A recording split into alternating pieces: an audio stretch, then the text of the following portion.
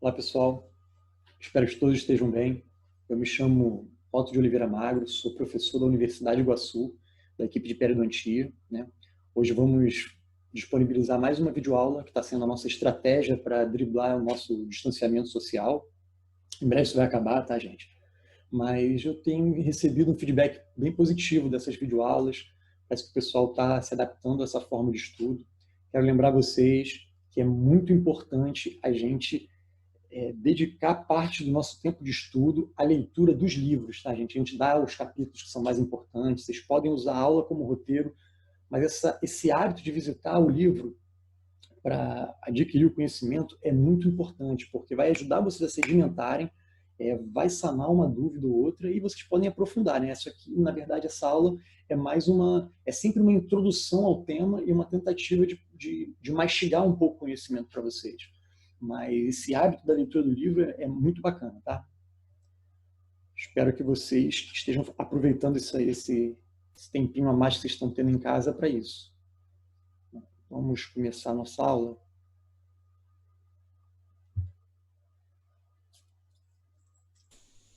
Afecções agudas do periodonto.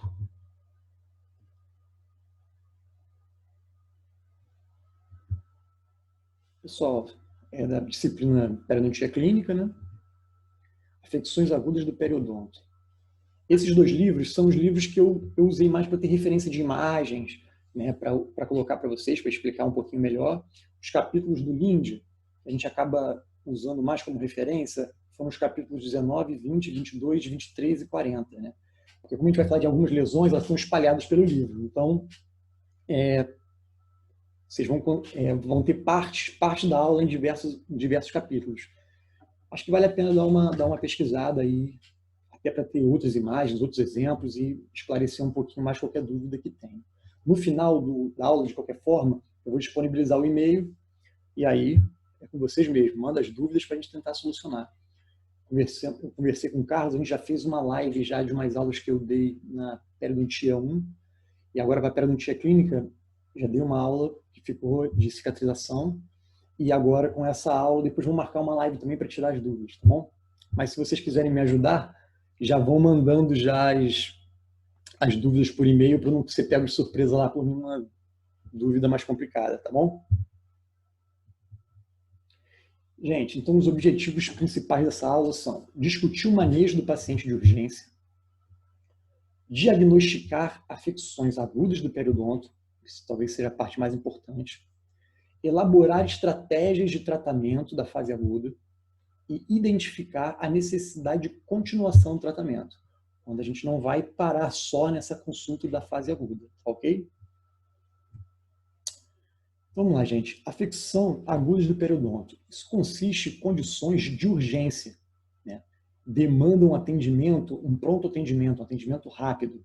Né? O que é uma urgência? Urgência é uma condição que requer um atendimento imediato por dor aguda, questão estética fundamental ou perda de função. Né?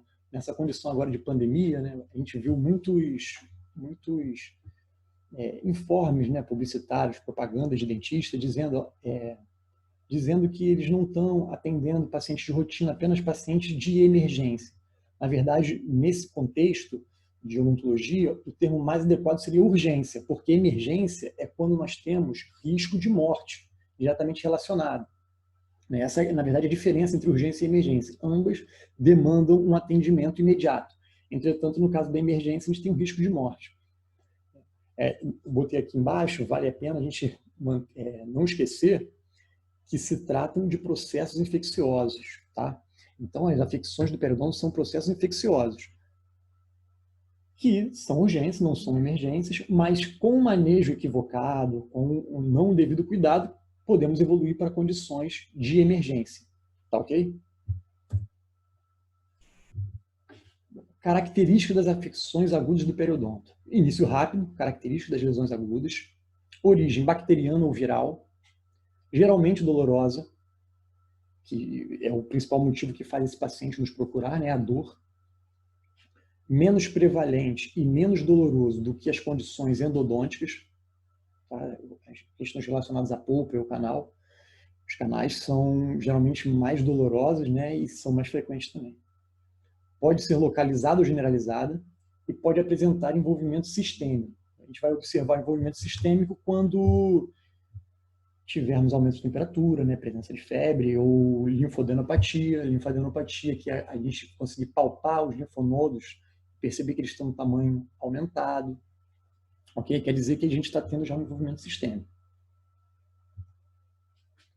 Esse slide aqui, gente, é um slide importante do ponto de vista da conduta clínica de vocês, né, que a gente já está atendendo o paciente, já está tendo contato na clínica. Então, esse paciente que ele vem numa consulta de urgência, uma consulta em que ele já vem com dor, ele vem com alguma demanda mais urgente, isso a gente precisa ter um pouquinho de sensibilidade, não é um paciente qualquer.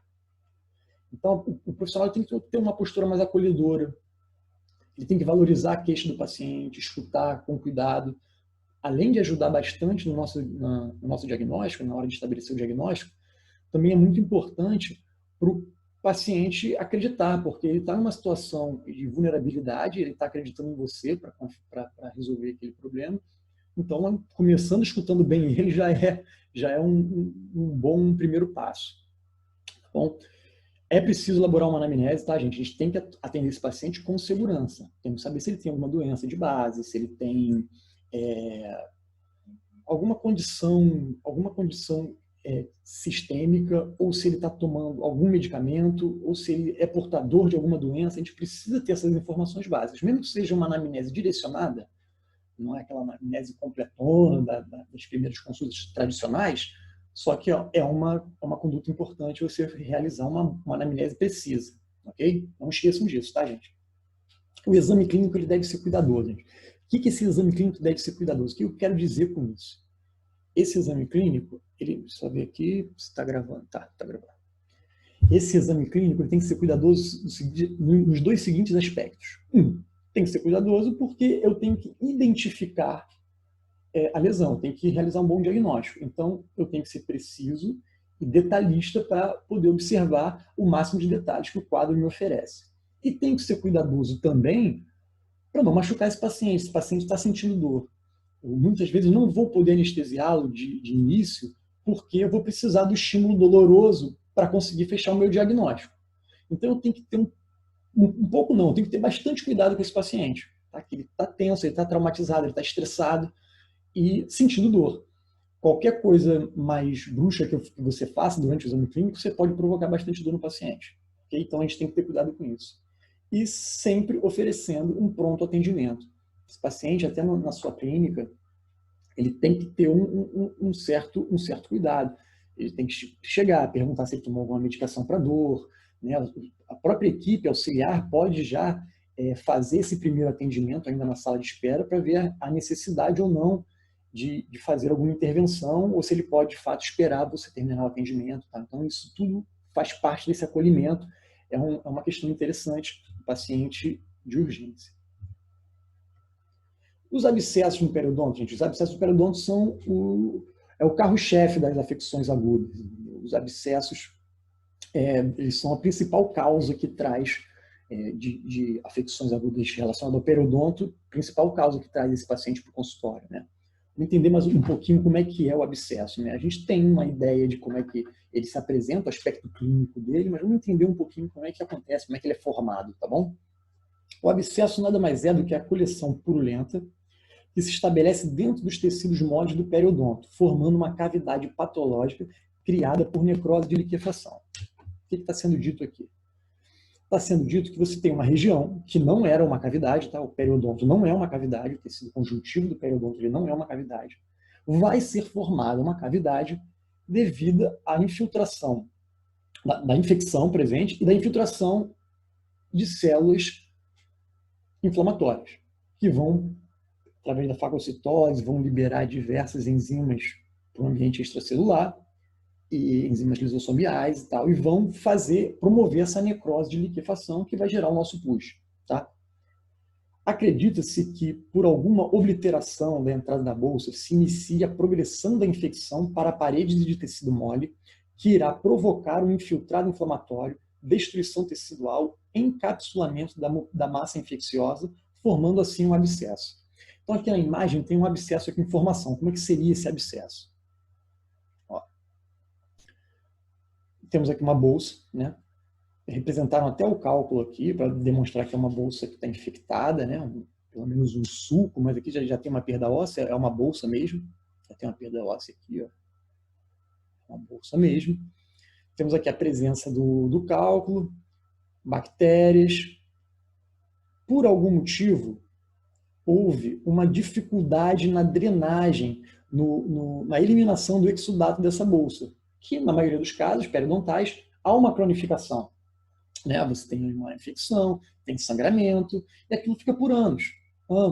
Por algum motivo, houve uma obliteração, ou algum milho de pipoca, ou porque algum cálculo desprendeu durante uma profilaxia e ficou dentro dessa bolsa aqui impedindo essa drenagem, por alguma razão, há uma infiltração mais pronunciada das bactérias ali. Há uma invasão, na verdade, desse tecido por bactérias. Isso gera um infiltrado inflamatório maior e vai gerar aquela necrose de liquefação aqui dentro. O organismo vai tentando isolar essa área para proteger, com uma própria mecanismo de defesa, gerando ali um abscesso. Ok? Esse abscesso pode gerar uma fístula, tanto aqui para dentro da bolsa, pode drenar aqui para dentro da bolsa, e a gente vai ter observação dessa secreção aqui pelo sulco, né, pela bolsa, ou pode gerar uma fístula para gengival, ou até mais embaixo, aqui, mais abaixo aqui na mucosa, mas relacionado ao periodonto, geralmente mais a nível de gengiva. Tá bom? Como eu disse, é a principal causa de urgência periodontal. Então, o abscesso ele vai ser esse resultado inflamatório mediante a presença da bactéria no tecido conjuntivo, que vai induzir a infiltração de células de defesa que vão gerar essa necrose de liquefação, né, formando o nosso pus. Ok? Que bactérias são essas? Qual é a microbiologia das bactérias responsáveis por esse abscesso, esses abscessos do periodonto? Tá bom? Bom, a microbiota encontrada em abscessos periodontais, abscessos do periodonto, ela é polimicrobiana, dominada por anaeróbio restrito e bastonetes. O patógeno mais virulento com grande prevalência é a Porphyromonas gengivalis, variando de 50% a 100% nesses estudos, todos aqui citados. Tem alguns estudos aí com detecção molecular, né, através de PCR, que descobriram, acho que não lembro, não tenho certeza agora, acho que são 7 casos, não são nem tantos abscessos assim, os 7 com presença de Porphyromonas gengivalis. Então, realmente, é uma bactéria bem prevalente. Só que ela é bem prevalente também nas bolsas periodontais convencionais. Então, na verdade, não é uma bactéria que seja talvez a responsável pela formação do abscesso, mas ela está ali presente. Né? O perfil bacteriano é semelhante às bolsas periodontais crônicas, não há grande diferença. Não é um tipo de bactéria que se desenvolveu e vai, só pelo fato dela estar presente, vai causar esse abscesso, né? Mas ela é encontrada nos abscessos, em grande parte dos abscessos, como diz todos esses estudos aqui. Os abscessos no periodonto, eles têm uma série de classificações. Né? A classificação mais utilizada é quanto à localização deles, que é o abscesso gengival, que é uma infecção purulenta localizada que envolve a gengiva marginal ou papila interdental. É um pouco mais superficial, está ali na região do periodonto de proteção, papila, margem gengival, algo mais superficial. O abscesso periodontal, propriamente dito, né, gera um pouco de confusão, que eu estou falando toda hora de abscesso no periodonto, abscesso periodontal e tal, só que eu estou falando no sentido amplo, em todos os abscessos que envolvem o periodonto. Quando a gente fala abscesso periodontal nessa classificação, a gente está falando dos abscessos que têm relação com bolsa periodontal prévia. A gente tem a presença da bolsa e ali se desenvolve um abscesso. Tá? Então, é uma infecção purulenta localizada dentro dos sítios adjacentes à bolsa periodontal, que podem levar à destruição do ligamento periodontal e osso alveolar. Então, a gente tem uma bolsa presente, e nessa parede da bolsa, a gente vai ter a formação do do abscesso. Okay? Abscesso pericoronal ou pericoronarite, que é uma infecção purulenta localizada nos tecidos que circundam a coroa de um dente parcialmente erupcionado. Logo, a gente lembra dos sisos, né? Que são os dentes que a gente tem mais experiência, né? Talvez muitos de nós, né, tivemos essa experiência. Eu, pelo menos, tive uma pericoronarite bem desagradável, né? E muitos eu sei que tem, né? Bem prevalente no consultório, né? Talvez seja a maior uma indicação, junto com a ortodontia, de indicação de terceiros molares, seja a pericoronarite. Né? Bom, o abscesso gengival, gente. Vamos começar do mais superficial, depois vamos para o abscesso periodontal, que é um pouquinho mais invasivo, né? A gente vai ter uma relação com bolsa periodontal e tal. Depois vamos falar da pericoronarite. Okay? Características clínicas do abscesso gengival. Aumento de volume na margem gengival ou papila, algumas vezes flutuante. Pode apresentar supuração pelo sulco gengival ou fístula, como eu disse naquela outra imagem.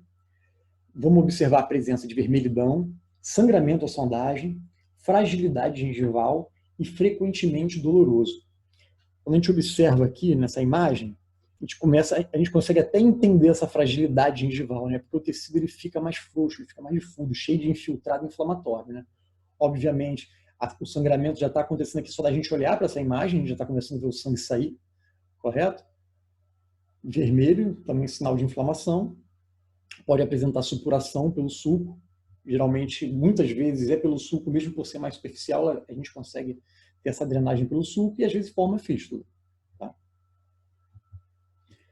A etiologia, o que é a causa desse abscesso gengival? Gente, quase sempre, né, a causa é bacteriana, claro, mas quase sempre está relacionada à impacção de corpos estranhos.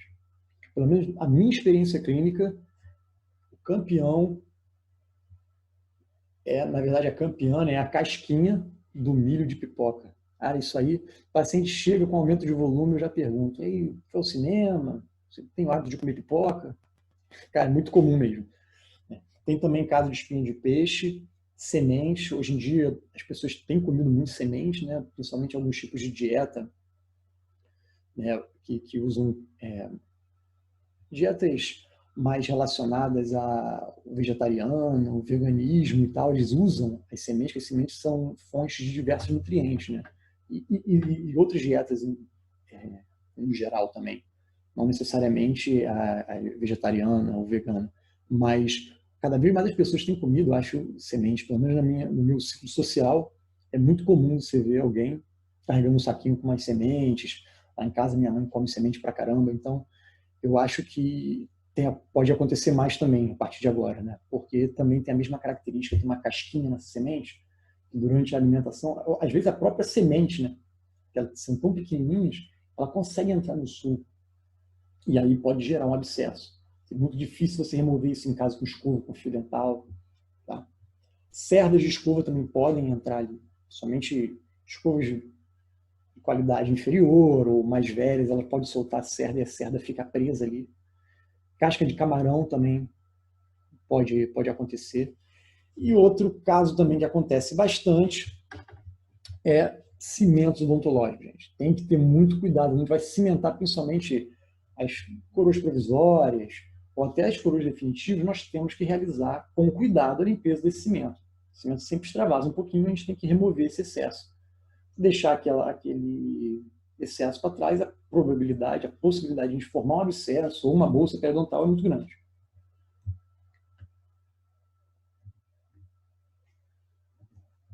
Tratamento. Tratamento, a gente pode usar anestesia local, caso esse paciente esteja sentindo muita dor, mas a gente vai realizar ali uma raspagem para permitir drenagem e remoção de eventual corpo estranho, ou a casca do milho de pipoca, ou o que esteja ali, muitas vezes nem está mais, mas ou você não vai encontrar, às vezes já está um pouco degradado, já você não vai encontrar, mas muitas vezes você vai encontrar. E aí vale a pena você já remover nessa consulta. A prescrição de controle químico vale a pena, porque o paciente vai ter dificuldade de higienização naquela região, porque está doendo. Geralmente é o que fez ele chegar até você, foi a dor. A prescrição de analgésico em caso de dor vale a pena, O paciente não está com muita dor, porque muitas vezes ele sente aquele aumento de volume, está com sangramento, mas não está com dor. Você consegue, sem anestesia, remover o corpo estranho, fazer uma profilaxia local ali, e aí não precisa prescrever nada, tá? O quadro em geral é completamente resolvido após essa primeira consulta. Agora vamos para o abscesso periodontal. O abscesso periodontal, o buraco é um pouco mais embaixo, né? Vamos para as características clínicas dele. Elevação ovoide ao longo da região gengival adjacente lateral da raiz, superfície lisa e brilhante, vermelhidão, sangramento à sondagem. Observe que são características semelhantes, porque ambos são abscessos, ambos são do periodonto, só que aqui a gente está falando de uma região com perda óssea, né? Esse abscesso está relacionado a uma bolsa. Fragilidade gengival, pode apresentar supuração pelo suco gengival ou fístula, sensação de pressão na área de gengiva, bolsa periodontal pré-existente, esse na verdade é o diferencial, né? Dor à percussão pode estar presente, geralmente não muito intensa, mas pode estar presente. Frequentemente apresenta mobilidade, linfadenopatia regional e febre podem ocorrer. Em alguns casos, o paciente vai apresentar febre, vai apresentar linfonodos palpáveis, e isso já é um indicativo que a gente está tendo um envolvimento sistêmico dessa infecção. Fatores associados à etiologia, né, desse abscesso.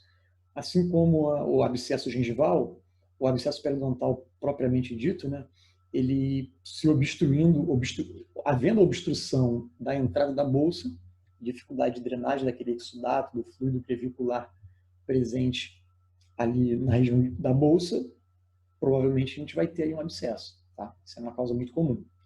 E na verdade, é até mais fácil, né, você entrar alguma coisa numa bolsa do que num sulco saudável, que geralmente está mais firme, está mais constrito ali a coroa dentária. Então, às vezes, o próprio cálculo, depois de uma higienização, depois de uma raspagem, você vai soltar, vai se liberar, de repente, a própria ultrassom. Se você estiver usando ultrassom, não vai ser o suficiente para remover a irrigação, né? Não vai ser suficiente para remover aquele cálculo. Durante a curetagem, aquele cálculo fica presente ali na bolsa, na região de furca. Aí tem grande chance da gente ter um abscesso periodontal. O envolvimento de furca em si é uma região de um difícil controle de placa, tanto profissional como caseiro. Então, às vezes, a gente não consegue fazer um controle tão bom aqui nessa imagem. Eu coloquei essa imagem justamente para a gente ver como é difícil. Ó, imagina aqui está um retalho, né? Imagina se essa gengiva estando aqui por cima, imagina ela estando aqui por cima, como é difícil a gente higienizar nessa região de furca. É muito difícil. Então, é uma região candidata a ter vários episódios de abscesso. Ok? Terapia antibiótica sistêmica. Essa terapia antibiótica sistêmica acontece, às vezes, de provocar abscesso, quando ela é feita sem a gente fazer um controle mecânico simultâneo. Né? Você vai usar um antibiótico sem fazer raspagem. Aí o que acontece? Ou fazendo uma raspagem não muito adequada. Então, você vai conseguir eliminar as bactérias que invadiram o tecido, só que aquelas bactérias presentes no cálculo, presentes, organizadas no biofilme, o antibiótico não vai fazer muito efeito. Então, uma vez que cessou a utilização desse antibiótico, você vai voltar com a infecção daquelas bactérias que conseguiram suportar, né, passar pelo, digamos assim, o ataque do antibiótico, né? Quando acabou o efeito do antibiótico, elas vão retornar e aí podemos ter episódios de abscesso, ok? Diabetes não controlado, também aí está relacionado a células de defesas mais lentas, ineficientes, e muitas vezes esse processo de abscesso periodontal no diabetes não controlado está associado a abscessos múltiplos, vários abscessos na boca. Então, quando aquele paciente está em tratamento, muitos deles são pacientes, nossos pacientes convencionais, né?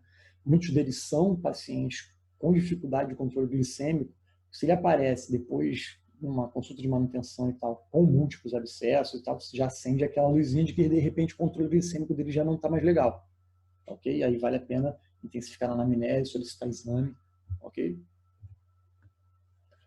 Bom, tratamento para o abscesso periodontal, propriamente dito.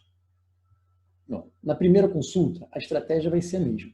Nós queremos eliminar as causas da agudização. A gente quer tirar o paciente do quadro agudo. Então, vamos realizar um diagnóstico diferencial para abscesso gengival e abscesso periapical. Tá? Vamos falar um pouquinho mais disso na frente.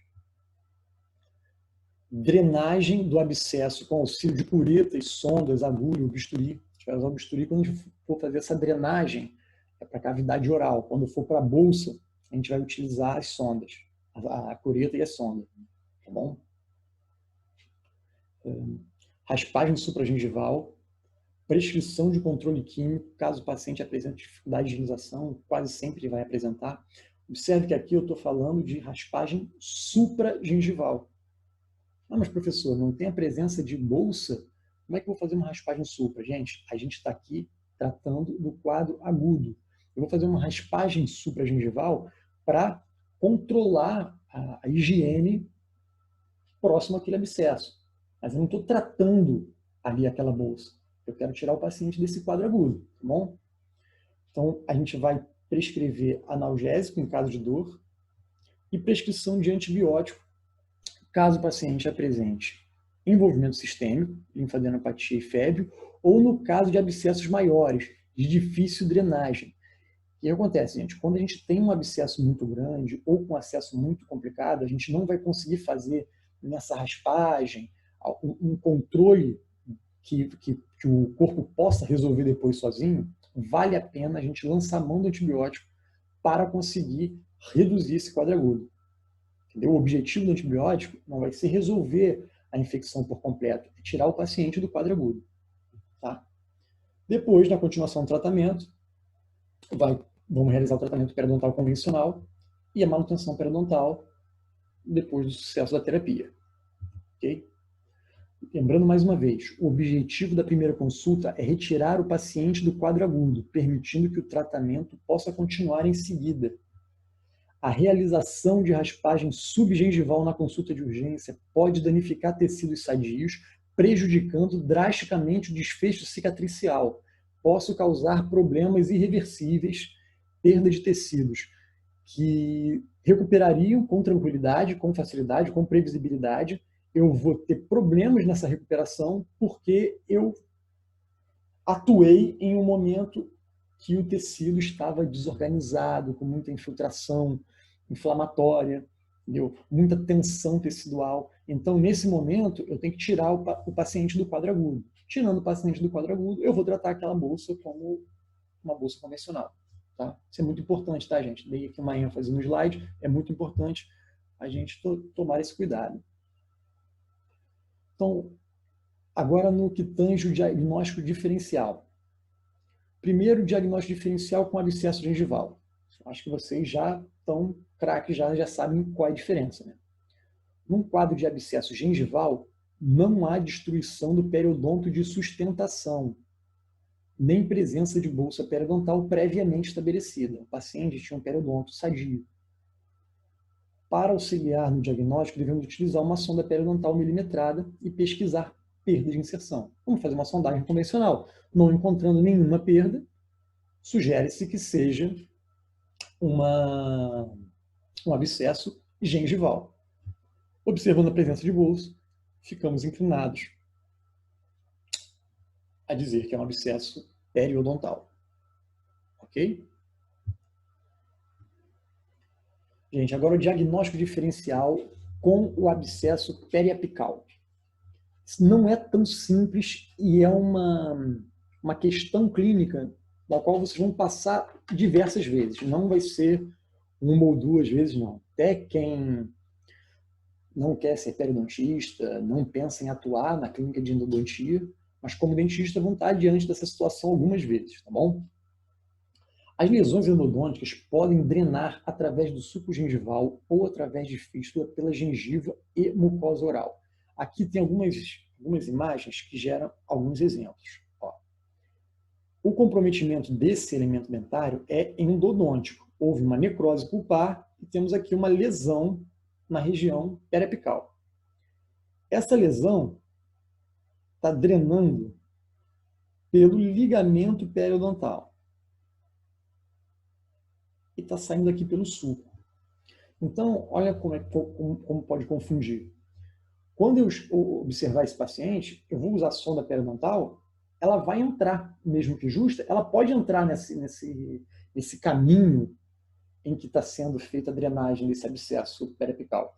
Então, olhando ali, profundidade de bolsa, pode me sugerir que seja um abscesso periodontal, na verdade de origem endodôntica, que vai modificar completamente o tratamento, certo? Olha esse outro caso aqui.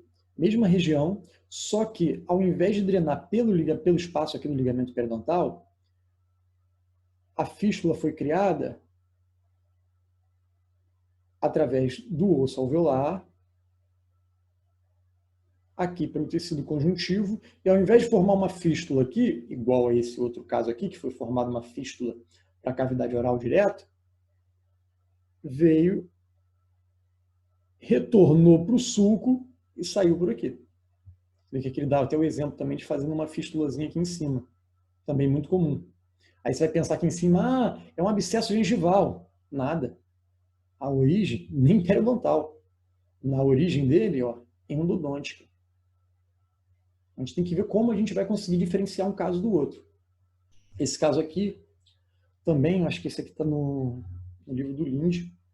Esse daqui também endodôntico. Ok. Como é que a gente vai saber isso agora? Aqui algumas características do abscesso periodontal e do abscesso periapical para facilitar a gente conseguir realizar esse diagnóstico. Então, o abscesso periodontal ele é associado à bolsa periodontal pré-existente. Ótimo. Ainda mais se é um paciente seu, já fica um pouco mais fácil, você acompanha ele, fica um pouco mais fácil a gente já supor, pelo menos, que é um abscesso periodontal. O abscesso periapical pode não haver bolsa periodontal, ou se presente, a sonda mostra um defeito reduzido, não relacionado, mas não é definitivo, que a gente viu naquele exemplo anterior que pode confundir bastante. Né? Radiografias demonstram perda óssea angular, periodontal e radiolucidez na furca. Quer dizer, se a gente encontrar radiolucidez na furca ou aquele defeito angular, sugere que seja uma questão periodontal. Né? São defeitos característicos de doenças periodontais. Radiografias que demonstram radiolucidez no periápice já vai sugerir que o envolvimento é endodôntico. Outra coisa também, o dente acometido tem restauração grandona perto da polpa. Sugere também que seja uma questão endodôntica, certo? Se tem um abscesso, tem uma restauração grandona próximo da polpa, você fica aí, pode ter dado alguma zebra aí nessa relação entre a restauração e a polpa. Testes que mostram vitalidade pulpar. Poxa, se está vital, a gente tende a achar que é um abscesso periodontal, porque se fosse endodôntico, a polpa não está vital. Mas tem algumas questões que ainda podem gerar um pouco de confusão, a gente vai falar um pouco mais na frente. Em geral, o edema, no caso do abscesso periodontal, em geral, o edema inclui tecido gengival com fístula ocasional.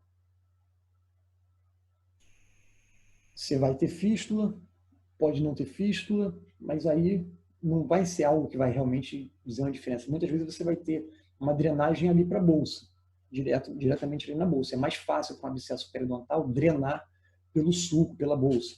Né? Em muitos casos, o edema, no caso do abscesso periapical, em muitos casos o edema está localizado no ápice com trajeto fistuloso. Então, muitas vezes, na grande parte das vezes, na grande maioria das vezes, essa drenagem vai ser via fístula, né? Na região gengival ali a gente vai observar a drenagem. A dor costuma ser leve e localizada no abscesso periodontal. No abscesso periapical, a dor frequentemente mais grave, tá? E de difícil localização, aquela dor que o paciente tem dificuldade de identificar. E também mais forte.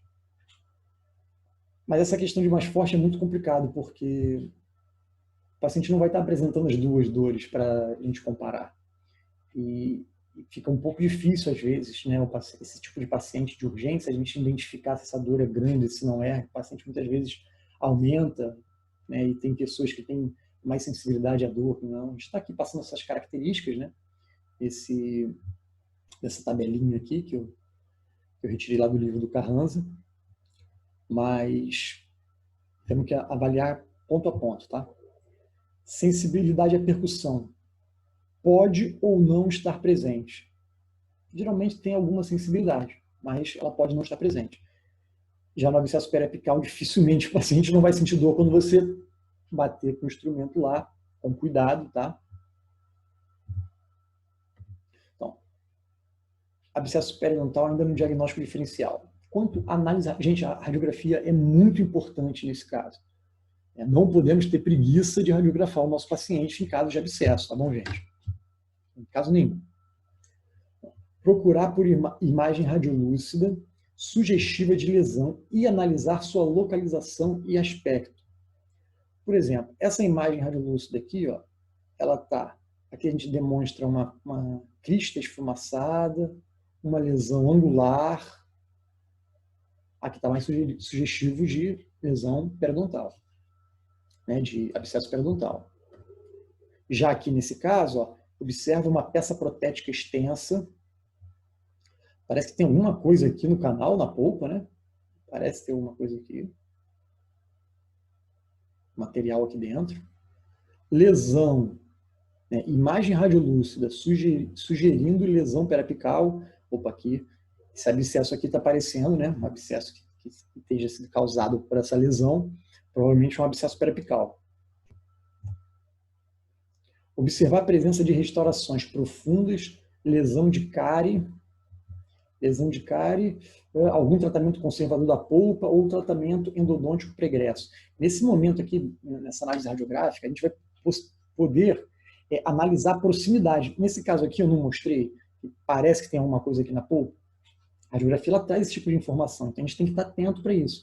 É uma coroa grande, está parecendo que houve um tratamento conservador, um capeamento indireto, um capeamento direto, que sugere que essa polpa possa ter passado por estímulos agressivos que podem ter gerado algum dano a essa polpa. Tudo isso a radiografia vai trazer para a gente.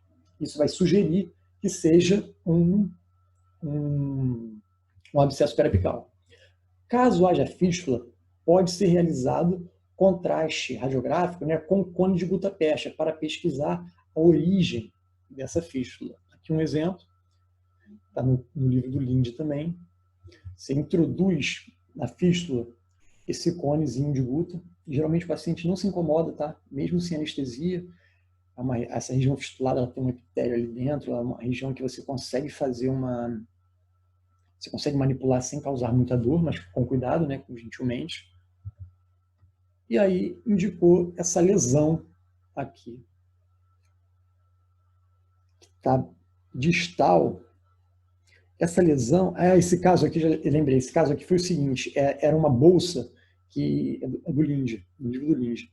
É uma bolsa lingual, sondava, na sonda você pesquisando, ela caminhava para vestibular um pouquinho. E aí quando faz essa pesquisa, percebe que o abscesso tem relação com essa bolsa ali presente, tá? Um abscesso periodontal, esse dente já representava vitalidade. Já que estamos falando de vitalidade, o teste de vitalidade é muito importante, tá, gente? Muito importante, eu uso bastante, tem que ser usado. O teste térmico, eu uso basicamente o térmico, né? Mais prático, não tenho equipamento para fazer o teste elétrico. O teste de cavidade, que é aquele que a gente vai com a broca lá, ele é um último caso, né? A gente vai estar já desgastando, né, o remanescente dental, ou a coroa, ou o esmalte, né? E equipamento elétrico não tem, enfim. Teste térmico eu acho bem prático e ele geralmente é uma forma bem confiável para a gente determinar a saúde ou doença pulpar. Só que tem alguns aspectos que a gente tem que levar em consideração, tá? Deve ser feito em dentes que não possuem tratamento endodôntico. Se a gente está na dúvida se o abscesso é periodontal ou periapical e o dente já tem um tratamento endodôntico prévio, não tem como a gente fazer o teste, não tem porquê a gente fazer o teste de vitalidade, porque ele vai dar negativo sempre, tá? Ele não vai nos ajudar nesse momento, tá? Ele pode causar falso positivo e falso negativo. Não é frequente, tá? Mas ele pode causar, né? O falso positivo acontece principalmente em dentes multirradiculares, quando a gente vai fazer um teste você tem algumas raízes em que o canal já está necrótico, que está dando origem a um abscesso, a uma lesão no periápice, mas tem ainda alguma dessas raízes, algum canal presente nesse dente, que ainda responde ao estímulo térmico. Então você vai sentir vitalidade, mas ele pode ser responsável por aquele abscesso, ok? Por aquele abscesso.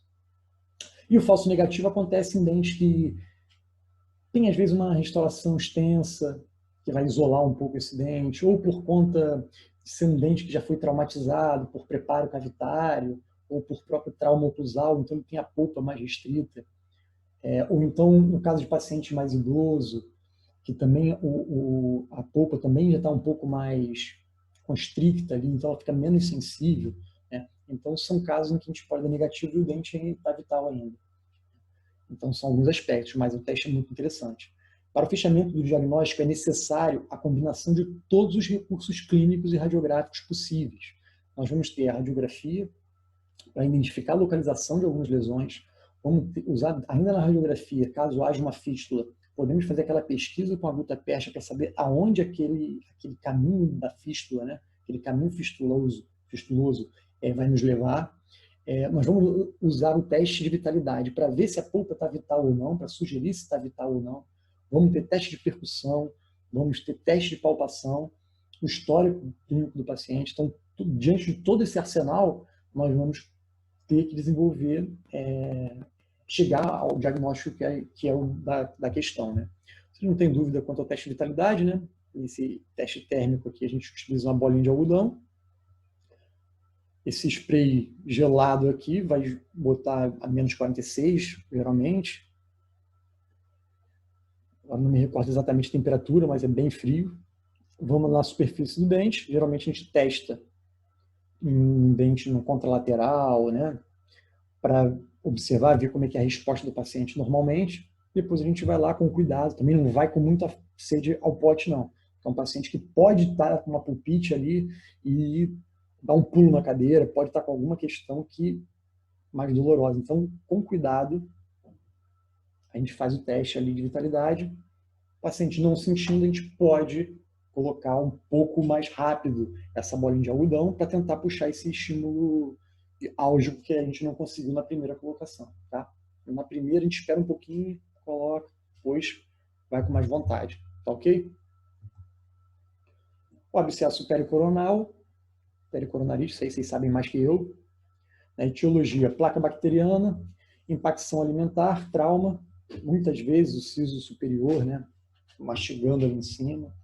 Esse abscesso pericoronal, ele não é restrito aos terceiros molares, tá, gente? Ele pode acontecer em qualquer dente, mas ele acontece com mais frequência no dente que, com mais frequência, não está completamente rompido na boca, que é o terceiro molar. Uma região muito difícil de higienizar, né, gente? Como é que a gente vai higienizar aqui dentro? Então, é muito comum um corpo estranho, a própria presença bacteriana aqui sem controle, sem higienização, vai predispor à formação desse abscesso. Características clínicas: aumento de volume na mucosa que recobre parcialmente a coroa dentária, que, né, aquela mucosa que fica por cima.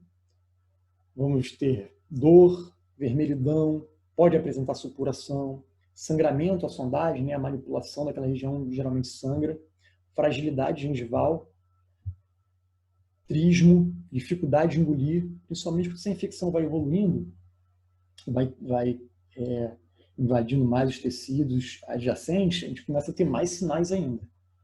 Linfadenopatia, febre, mal-estar. Claro que isso aqui são situações mais evoluídas, né? Começa com um desconforto, às vezes uma dor quando a gente vai engolir, e aí vai evoluindo. Vai evoluindo, vai evoluindo. E como é que a gente vai fazer o tratamento dessa lesão? Drenagem, com auxílio de cureta, né? Fazer uma higienização ali com a cureta, ali por baixo daquele tecido que está cobrindo parcialmente a coroa. Irrigação com soluções, soro, clorexidina, todas essas soluções. A própria ação mecânica da solução já vai ajudar a higienizar aquela região. Prescrição de controle químico, caso o paciente apresente dificuldade de higienização, e o paciente vai apresentar dificuldade, é uma região ilimpável, então vale a pena o paciente fazer o bochecho, certo? A prescrição de antibiótico terapia é só se tiver havendo envolvimento sistêmico, né? Linfadenopatia, febre, tá? Avaliação da condição dentária no final do tratamento. Se te removeu, tirou do quadro agudo, você vai analisar, ver se esse dente tem viabilidade, se ele vai ter função na boca, se tem justificativa para eu manter ele na boca, se eu consigo remover aquele tecido, ou se eu vou indicar para exodontia, esse terceiro molar. Você vai ter que fazer essa avaliação e a continuação do tratamento após a remissão da fase aguda vai ser ou exodontia ou aulectomia, que é a remoção desse tecido que está ali atrapalhando essa higienização. Okay? Grande parte das vezes a gente vai optar pela extração por conta do terceiro molar ser um dente mais acometido e ser um dente que muitas vezes não tem funcionalidade na boca. Muitas vezes ele vai atrapalhar, ele vai ter um problema de oclusão, às vezes ele está mal posicionado, tal, e às vezes a gente opta, não tem espaço para ele ficar estabelecido ali com saúde, com gengiva marginal satisfatória e tal. Então, muitas vezes a gente opta pela extração. Outras vezes não há necessidade, a gente pode aproveitar esse elemento através da realização de uma cunha distal, por exemplo, né, em que nós vamos fazer a incisão. Nessa parte distal, ela pode ser paralela com uma incisão vertical, onde nós vamos remover esse tecido aqui para suturar mais embaixo, ou essa incisão, ao invés de ser paralela assim, ela pode se encontrar com a incisão lingual ou palatina, formando aqui um triângulo, que também será removido e posteriormente suturado. Com isso a gente remove aqui nesse exemplo, a cirurgia foi feita nessa região, aqui a parte do tecido removido, suturado, e você começa a ter acesso àquela região, consegue higienizar aquela região. Caso não haja sucesso, não seja possível, aí a exodontia vai estar indicada. Ok? Então, gente, finalizamos a parte vou voltar aqui. Finalizamos a parte dos abscessos do periodonto, abscesso gengival, abscesso periodontal. A gente vai ter diferenças aí que o abscesso periodontal ele está relacionado à bolsa e o abscesso gengival não há destruição, não há presença de bolsa. E o abscesso pericoronal, ou a pericoronarite, que tem a ver com aquele tecido que envolve parcialmente o dente já erupcionado, tá? Parcialmente erupcionado. Doença periodontal necrosante, gente. Essa é a doença mais grave periodontal induzida por placa, tá? Com um padrão de agudização característico, diretamente relacionada à deficiência na resposta imunológica do hospedeiro. O que quer dizer isso, gente? Quer dizer que é uma doença que ela, para se manifestar, ela necessita de uma resposta inadequada do hospedeiro. A resposta imunológica ela não vai acontecer de uma forma comum, tá? De uma forma normal. E isso deve ser investigado também. Tá?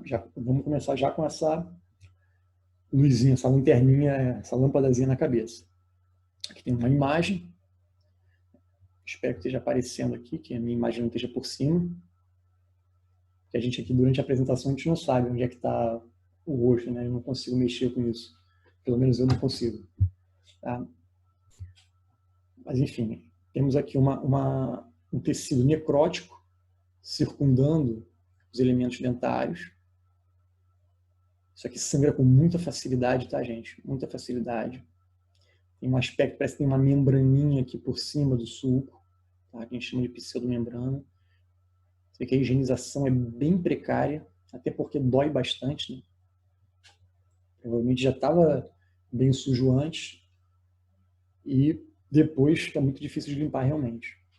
Nós temos essa doença periodontal necrosante, ela é dividida em gengiva ulcerativa necrosante, GUN, que também é chamado de GUNA, né? A gente ouve às vezes a pessoa chamar de GUNA, que eles botam a condição de agudização dela junto do nome, mas não é o correto. O correto é gengivite ulcerativa necrosante, que é um quadro que tem um processo agudo. A PUM, que é a periodontite ulcerativa necrosante, e a estomatite necrosante. No caso da GUM, vai acometer papilas interdentais e gengiva marginal. No caso da PUM, vai acometer a parte já da gengiva inserida, periodonto de sustentação, ligamento periodontal, perda óssea, né? Tem uma abrangência maior. E quando acomete além da linha mucogengival, a gente vai chamar de estomatite necrosante. Os estudos eles não conseguem diferenciar muito bem a natureza dessas doenças, né? Seja a gengivite, a periodontite ou a estomatite. Há indícios que faça tudo parte de uma mesma doença em graus diferentes, que haja uma correlação de evolução entre elas. Tá? A doença periodontal necrosante, o histórico dela é bem relacionado a conflitos, a guerras. Né? Na guerra de 4 séculos antes de Cristo, há relatos dessa patologia. Um século depois de Cristo, no primeiro século depois de Cristo, tropas romanas também há relatos dessa doença necrótica. Tropas francesas. Durante a Primeira Guerra Mundial, essa condição recebeu o nome de boca de trincheira, porque como é que aconteceu? Durante esse conflito, muitos combatentes, muitos soldados ficavam entrincheirados, né? Um buraco na terra, ele ficava ali protegido e trocando tiro com o inimigo ali, né? E ficava ali durante muito tempo, com a condição alimentar muito ruim, né? Um estresse muito alto. E nesse tipo de paciente, a prevalência dessa doença foi muito grande. Então, um odor fétido muito forte, uma halitose muito forte. E aí virou a boca de trincheira o nome dessa doença. Né? E gengivite de Vincent, que em 1898 fez a primeira descrição do perfil bacteriano. Um perfil bacteriano muito característico e foi primeiro a descrever esse perfil. Okay. Então, épocas de intenso estresse emocional e restrição nutricional. Tá? Isso está diretamente relacionado à resposta imunológica. Né? Então, para a gente ficar esperto. Quanto à prevalência da doença, em 1951, um estudo com militares dinamarqueses durante a Segunda Guerra Mundial observou 14% a prevalência dessa doença nos combatentes, né? Diminuindo após o período da guerra. Na década de 60, foi encontrado 2,5% de estudantes americanos do primeiro ano apresentavam essa doença necrosante, né? Já no segundo ano, aumentando para 6,7%. E é uma coisa que a gente observa bastante, os jovens, né? Os jovens são os que mais apresentam, até um pouco mais jovens do que esses pacientes. A paciente ali na adolescência, na época de pré-vestibular, então, acontece bastante. Em 73, foi observada a prevalência de 0,5% ou menos em países desenvolvidos. Na Escandinávia, um valor irrisório em jovens militares saudáveis, né? Um grupo específico.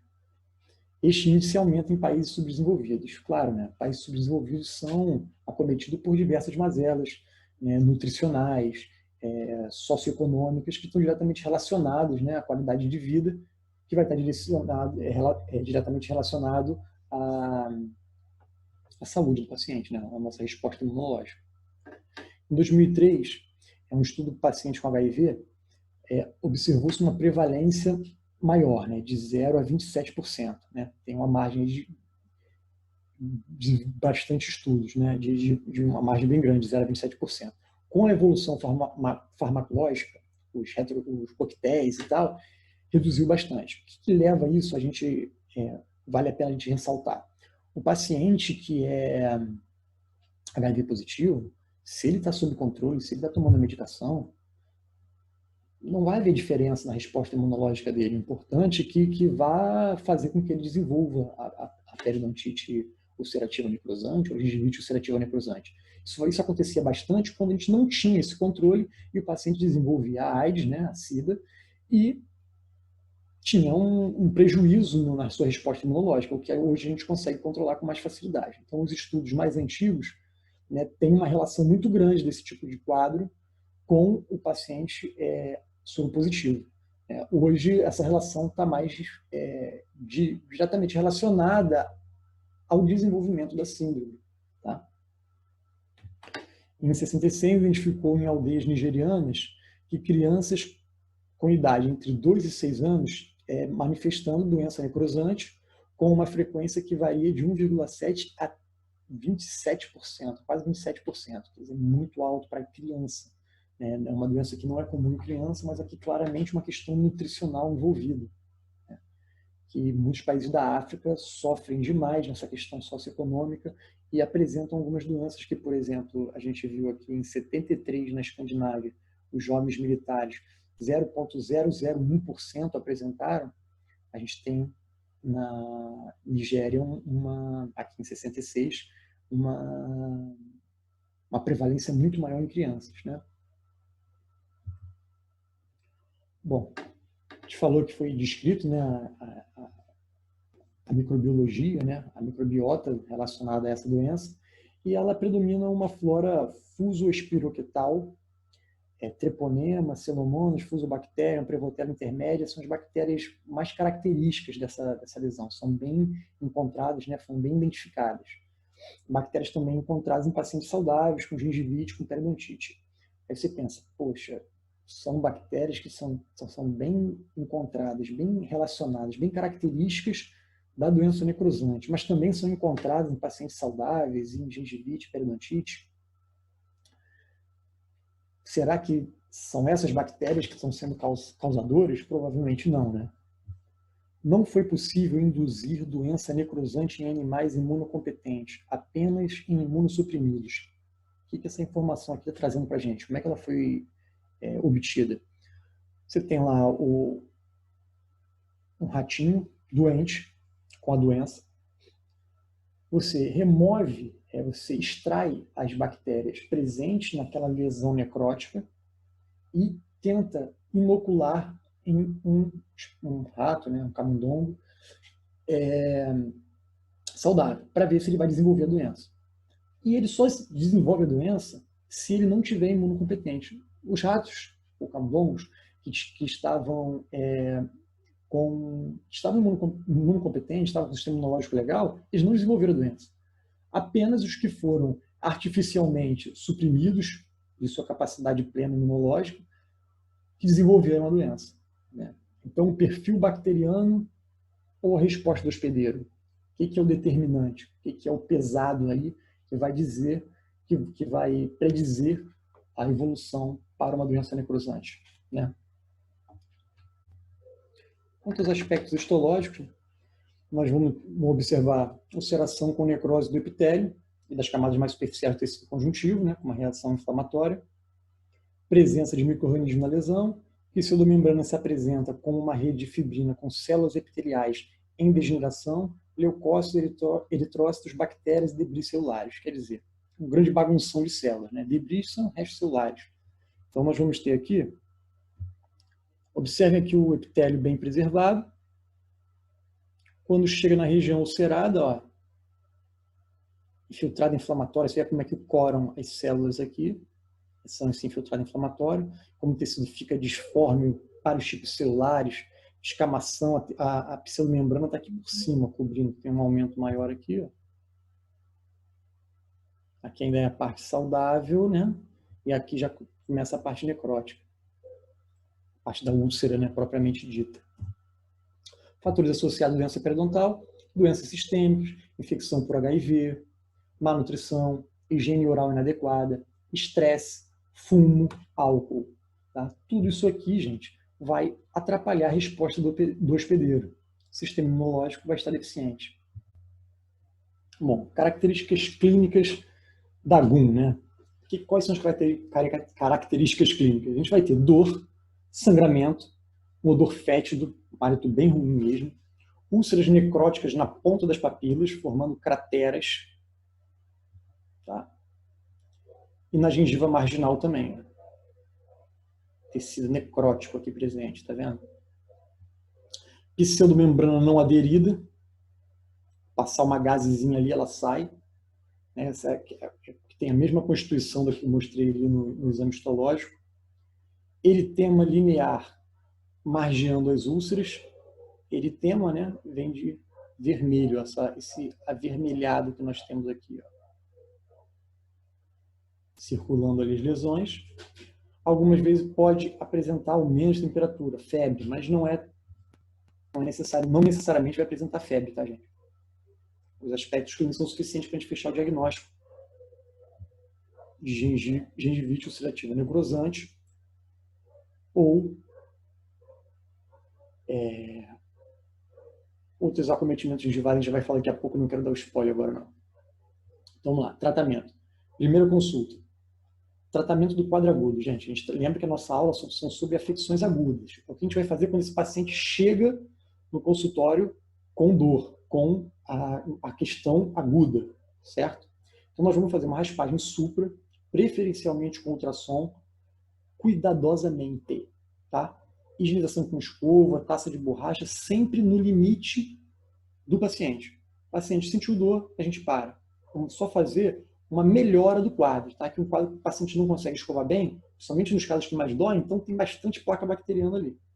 Remoção dessa pseudomembrana com auxílio da gaze, levemente, você vai gentilmente passando para remover aquela membraninha ali de cima. Instrução de higiene oral, dentro das limitações do paciente. Prescrição de controle químico, até o retorno para a continuação do tratamento. O paciente busca clorexidina, tá? Prescrever de 12 em 12 horas, o volume da tampa e até o retorno.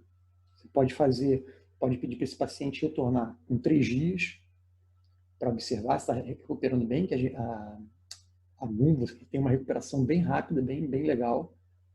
Você pode até esperar a semana seguinte para observar de acordo com a demanda do seu consultório. Não há problema nenhum. Prescrição de analgésico em caso de dor, o paciente estiver sentindo dor. A prescrição de antibiótico terapia a gente só vai fazer quando esse paciente apresentar algum envolvimento sistêmico, estiver com febre, linfadenopatia. Tá bom? Segunda consulta. Nós vamos acompanhar a evolução do quadro, finalizar criteriosamente essa higienização, aí o paciente já não está mais no quadro agudo, a gente vai fazer uma higiene bem legal. E reforçar a instrução de higiene oral desse paciente. Está escrito errado aqui, ó. Linfadenopatia. Linfadenopatia. Ok. Beleza. Reforçar a instrução de higiene oral. Vamos lá. Diagnóstico diferencial, gente.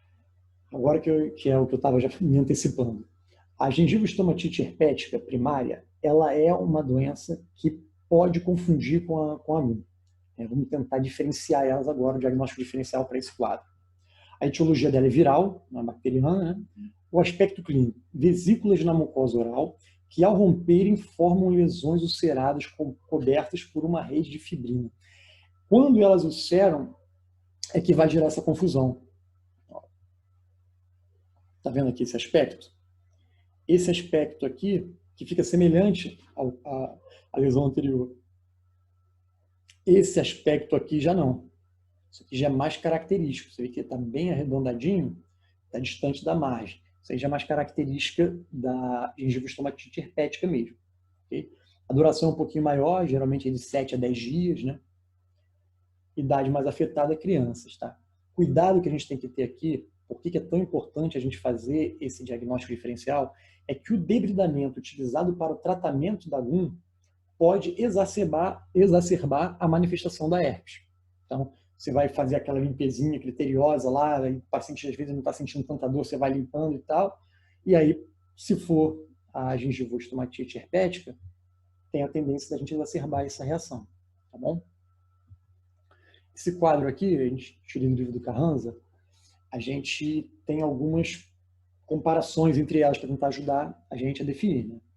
A etiologia de um, bactéria, do outro, etiologia viral específica. Okay? Presença de necrose na gengivite ulcerativa necrosante, eritema e erupção vesicular. Se tiver vesícula, eu não vou confundir. O problema é que essa vesícula vai estourar e vai ficar parecendo com a GUM. Okay? Crateras na margem gengival, pseudomembrana descamativa, deixando áreas expostas ligeiramente deprimidas. As vesículas se rompem e deixam úlceras ovais ou esféricas. Ok. Só que quando está na margem gengival, elas ficam muito parecidas. Esse que é o problema. Gengiva marginal afetada, outros tecidos orais raramente afetados. Já no caso da gengivostomatite herpética, acometimento difuso da gengiva pode incluir mucosa oral e os lábios, ela se espalha mais. Isso aí também pode ajudar a gente a identificar. É incomum em crianças, AGUM, já no caso claro, crianças que não têm nenhuma daquelas condições que a gente conversou antes, né? E ocorre com mais frequência em crianças, no caso da gengivostomatite herpética primária. Sem duração definida, que se resolve muito facilmente quando a gente faz uma profilaxia, tá? E duração de 7 a 10 dias, no caso que é o caminho natural do vírus, tá? Da infecção viral. Se a gente consegue identificar esse paciente no quadro inicial, ainda com as bolhas feitas, aí vale a pena até tratar com antivirais. Depois disso, basicamente, você vai esperar o curso natural da doença e o paciente vai resolver sozinho, vai cronificar e não vai mais apresentar o sintoma naquele episódio. Depois pode ter herpes secundário ao longo da vida toda. Sem imunidade demonstrada, da AGUM, episódio agudo resulta em algum grau de imunidade. Quando você tem a gengivostomatite herpética, mesmo que você desenvolva depois a secundária, ela não vai retornar como o quadro primário. Então, você desenvolve alguma imunidade e outros vão desenvolver uma imunidade que vão controlar o herpes para sempre, não vão ter nem manifestação mais. Okay? No caso do herpes é contagioso, no caso da AGUM não demonstrou contágio. Então, aqui chegamos na PUM, a periodontite ulcerativa necrosante. Essa condição é uma condição mais grave, né? A gente tem envolvimento de mais tecidos, na verdade é isso que vai diferenciar. Também é uma doença necrosante, só que nesse estágio aqui em que ela se encontra, a gente tem uma destruição maior de tecido, que você vai ter úlceras necróticas, onde já tinha papilas, pode ter na gengiva marginal também, só que vai ter na gengiva inserida, a gente vai ter quadros na gengiva inserida. Pseudomembrana não aderida composta por restos teciduais necróticos, fibrina, leucócitos, eritrócitos, massa bacteriana. Gente, é a mesma coisa. Eritema linear, margem das úlceras, febre, vamos ter hálito fétido, sangramento, dor. Só que nesses casos é muito mais comum a gente ter febre, linfadenopatia, porque é um quadro mais avançado. E o que vai caracterizar ele propriamente dito é a lesão na gengiva inserida, que pode acontecer mais porque é uma região mais apical, perda de inserção e sequestro ósseo. Aqui nesse caso, a gente observa aqui o sequestro ósseo.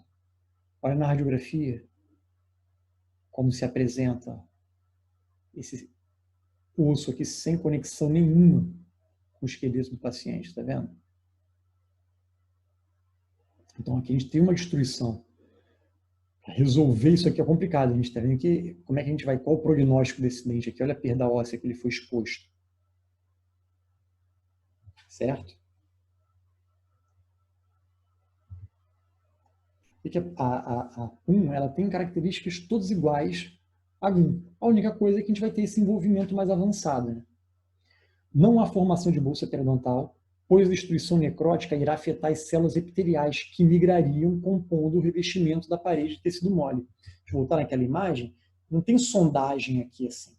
Não tem bolsa. Você pode até sondar, vai ter um tecido solto aqui por dentro, você vai entrar por baixo desse tecido ósseo, mas não tem bolsa. Só que o osso está exposto. A necrose ela vai avançando direto sem a formação da tradicional bolsa periodontal.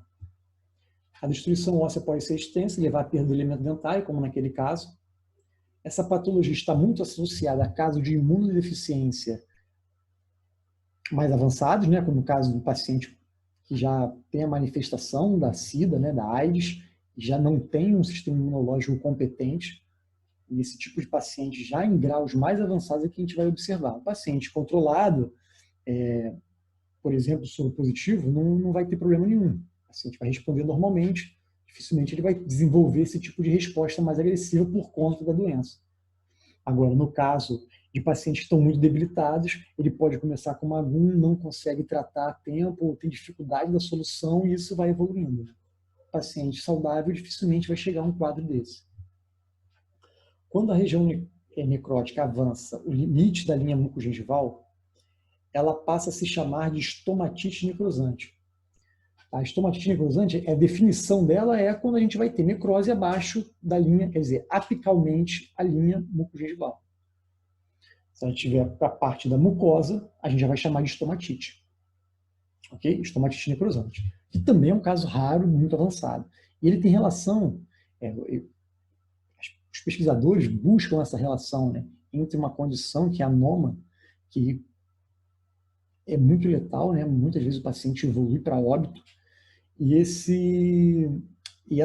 o aspecto, as características dessas doenças são muito semelhantes. Então, eles buscam até uma relação. Será que talvez um paciente que chegue a um quadro avançado de necrose, do tipo encontrado na condição NOMA, você talvez tivesse precocemente uma gengivite ulcerativa necrosante. Então, não está bem estabelecida essa relação, mas há estudos nessa linha. Então, quer dizer, é um quadro bem sério. Difícil chegar nesse nível num paciente saudável. Provavelmente, se for por um estresse de vestibular ou por conta de problema da primeira namorada, né, que é essa faixa etária que a gente tem a maior prevalência do paciente com gengivite ulcerativa necrosante, dificilmente esse cara vai evoluir para uma PUM ou para uma estomatite necrosante. Mas a gente tem que ficar atento, porque pode chegar no nosso consultório um paciente que tenha um quadro, uma doença de base, uma imunodeficiência, que a gente pode, inclusive, diagnosticar nesse momento. Ok? Fiz essa relação com a NOMA aqui só para a gente saber que são doenças de natureza semelhante. O tratamento da periodontite ulcerativa necrosante vai ser semelhante ao da AGUM, no momento inicial. A gente vai tirar do quadro agudo. Vamos raspar supragengival ali, onde for possível raspar sem causar muito sofrimento ao paciente, higienizar, remoção da pseudomembrana, instrução de higiene oral, prescrição de controle químico para conseguir higienizar, prescrição de analgésico, o paciente deve estar sentindo dor. Nesse caso, a prescrição de antibiótico terapia é fundamental. É um quadro bem avançado, um paciente que tem dificuldade de controle, a gente precisa lançar mão do metronidazol ou de outro antibiótico, metronidazol primeira escolha, mas existem outros protocolos com outros antibióticos também sendo usados pelo mundo. Na segunda consulta, nós vamos acompanhar a evolução do quadro. Esse nosso saneamento deu certo, saiu do quadro agudo, vamos tratar a periodontite desse paciente. Ele vai entrar no processo de tratamento convencional, depois pode ir para uma terapia adicional, pode ir para uma terapia corretiva, mas nós precisamos tirar ele primeiro da fase aguda. Depois, tiramos da fase aguda, vamos iniciar o tratamento periodontal. E uma coisa que eu coloquei aqui embaixo para lembrar, de reforçar a instrução de higiene oral, isso em todas as segundas consultas, tá, de quadro agudo. Porque o paciente, quando ele chega no consultório, na primeira consulta, ele não te escuta muito bem não, ele só quer parar de sentir dor. E aí depois, numa segunda vez, você consegue conversar com ele mais receptivo à sua ideia, mais consciente do que está acontecendo na consulta. Tá bom? Então, por isso que eu botei aqui. Nessa segunda consulta, vamos avaliar, dando tudo certo com a questão aguda, a gente continua o tratamento periodontal. Okay? Gente, basicamente isso. Doenças necrosantes e abscessos. Espero que tenha ficado claro. Qualquer dúvida, mande um e-mail para mim com as questões para a gente tentar solucionar. Tá bom? Conclusão. O mais importante em um atendimento de urgência é reverter o quadro agudo com segurança, através de uma boa anamnese, exame cuidadoso e conduta terapêutica precisa.